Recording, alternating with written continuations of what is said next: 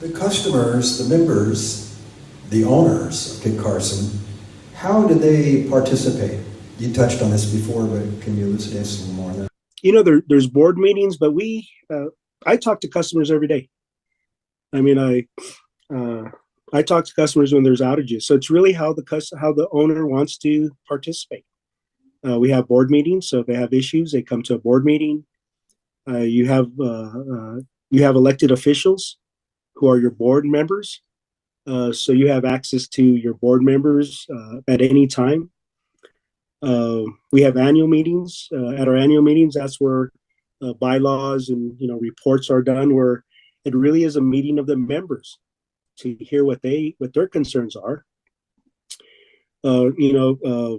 Members have the ability, to call meetings. I think one of the things that we've done is we have formed what is called consumer advisory committees. As I mentioned earlier, that we have 5 districts that we serve. We've formed committees in member committees in each district, and every quarter we go out and visit with them. We go to their little communities and give them what we're doing, and then kind of get a report card back on the things we're doing well and the things we're not doing so well, and then develop a plan to either figure out how to do things better or let people know what is going on and why these issues are occurring. So I like the model because it's very interactive. It's really at what level does a member owner want to participate. I think the consumer advisory, by us going into the communities, means that they really don't have to travel far. And then with email and Zoom and technology, the policy, I think what's important is the policymakers who I answer to are accessible almost every day to the member owners. So it could be anything from, I get everything from why is my bill so high, or why did it blink, or why was an outage too long, to what type of energy efficiency programs do you have, so you can help me lower my bill. So I think that's the value of a smaller organization. I think when you get into investor-owned utilities, they're just so large, and they become almost impersonal because they don't know who their electric users are. We do, and we make it a point to try to meet with them as often as we can. Just to follow through on that a little bit, everyone picture if you wanted to get an answer to a question you had on your bill with SDG&E. How easy would it be to talk to the CEO of Enron or SDG&E? Piece of cake. I met with Luis, and the door to his office is the same area that you stand to pay your bill. And he is open to folks coming and talking to him about all kinds of specific things. Luis, I think that's just a great way to go. And of course, it would be much harder if you had more than 30,000 meters, but still, there's probably a lot of electric companies smaller than yours that don't allow that. I was very impressed with that. Yeah, and I think the other thing in most co-ops, I can't speak for all of them, but at least the co-ops that I've is we're involved in the community. I mean, that's what really makes the co-op, is because we're owned by the community. So, going to chamber events, and here we have an organization called Renewable House. It sounds almost like Sustainable or Ramona, but it's a group of members that really want to kind of accelerate the discussion and the actions via climate change. And so we actually, I meet with them. I go to their board meetings. We sponsor the EV Expo. So I think that's the other important thing is we're part of the community. I mean, it isn't, for me personally, it's since I grew up here, it's not really a job. It's really making a difference. And I think that's what you get when you live in the community that you work for. And I think being personal, Rob's right, during my office is right off the lobby. I can see everyone who walks in or out. So anyone who wants to talk to me on any issue, if they have time and I have time, we'll visit. And even during COVID, when people still wanted to come and pay their bill, so I'd go out and talk to them in line, make sure everyone was okay, and times if they didn't have cash, take their payment so they wouldn't have to stand the cold.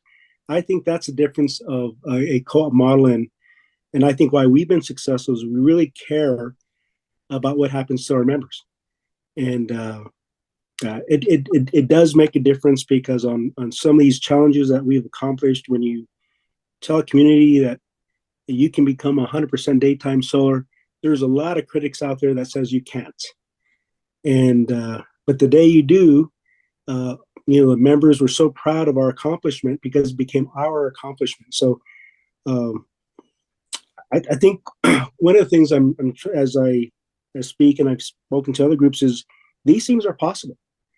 These things are really possible. You can get a lot of renewable energy. It can be affordable, and with technology over time, I think there's this transition we're in where we are going to have to use batteries or gas or some kind of transition fuel. But in a few years, I do believe that we will be able to, at least Kit Carson's goal is to become 100% renewable around the clock. I did take, you asked the question earlier, I took the opportunity today to just get on the phone with San Diego Gas and Electric. You mentioned that, and I decided I'm going to ask them how I could sign up for community solar. And it took about an hour and a half on the phone. I finally got somebody who was involved with SDG&E solar systems. And they basically said to me, well, you already are community solar because you're part of community choice aggregation. I thought that was a pretty weak answer, frankly, because the solar that we could be involved with could be 50 miles away, 200 miles away, I don't know. Right. From presentation I've seen, the customer satisfaction is people like the co-op model because they have a say, versus the invest-owned utility, where unless you're a stockholder, you do not have a say. I mean, I just listened to the gentleman that had to, wait an hour and a half to get an answer or a non-answer. That wouldn't happen in a co-op setting. It just wouldn't, regardless how big.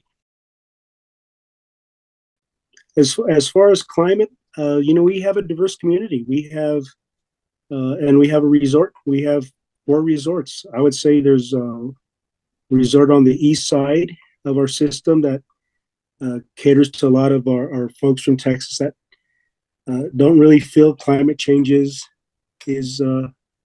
here. But we have we talk to them about the other benefits of renewable energy, like price, resilience, reliability. But we do have a lot of folks that are concerned about the climate. And so, as I mentioned earlier, under the Democratic controlled model, we try to balance everyone's issues, and we've moved forward where this addresses the climate change issue. One thing I failed to mention to the group here is all these facilities we built with local labor. We had a couple of developers brought them together, see if they could join to form a larger company to build these facilities. So there's an economic development component. And they created some job skills that they now export to other communities building solar. Increased tax base. So there's big economic benefit of building local resources that all the communities enjoy, whether you believe this is a climate issue or not. But I think most of our membership sees the value of going renewable for whatever reason, and I think we've learned to respect their position and move forward. So, but for many, climate is a big issue, and we have a lot of groups formed and talking about that we visit about. But I think, in fairness to the rest of the membership who doesn't think, we have to balance their interests also.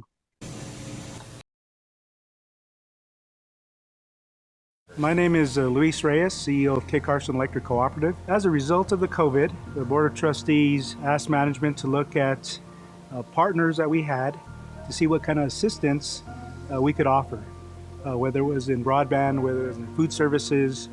And when we reached out to Holy Cross Hospital, their request was to help on PPE and potential computer systems. We then worked with our partners in the industry, CoBank, and applied for a $10,000 shared success story, and were granted that program and are happy to offer that money to Holy Cross so they can use to continue to serve the community during these trying times, and hopefully to keep their employees safe and to keep those patients they work with safe. Hi, I'm Bill Patton, CEO of Holy Cross Medical Center. The COVID-19 pandemic has actually brought out the best in the Taos community. Holy Cross Hospital has provided leadership throughout the pandemic, but we have done that in partnership with a variety of organizations, the City of Taos, the county, and businesses. And today we're celebrating a partnership with Kit Carson. Kit Carson applied for a grant, and because of their hard work, we're receiving $10,000 that we're going to devote toward PPE expenses. We've had a lot of PPE that we've been using, as well as some new computers so that we can do televideo visits for our patients. I'd like to thank Kit Carson. Their generosity, their hard work, and support of Holy Cross really has made a difference.